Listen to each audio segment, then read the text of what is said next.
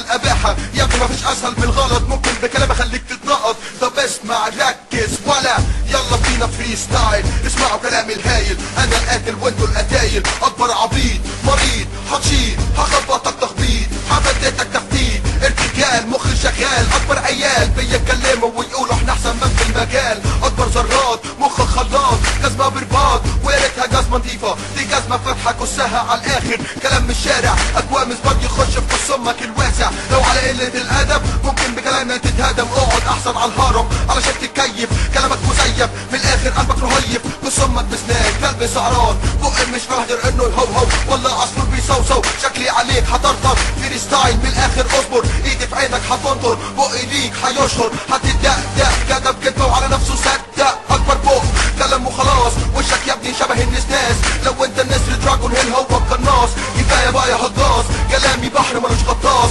ملوك الهارد كور من غير ما اقول. بتكس امك على ايه انت شاب مغرور. اكبر دلدول لشويه متنكين قاعدين متنحين مش فاهمين مصدومين من كلماتي. طب اسمع مني الاتي، اثبت ذاتي لوحدي، جمهور العزيز هو رايتي. افهم يا غبي، ما بقاش في حد يحبك، ما بقاش في حد طايقك. شكلي عليك ههفلك، هعدي من بين رجليك واديك وبتاع بيزفلط. اكبر خازوق محضرهولك مخصوص وعليه هتقعد زي الشمبانزي تتنطط. هغزك هديلك غرزه ببزك، ولا مش احنا الملوك. قصة من ابوك روح للغيط بسرعه يا ابني، خليه يجمع محصول البرقوق. وامه حطت له البطه وقام من تحت البقره، وقام الكاب والنضاره.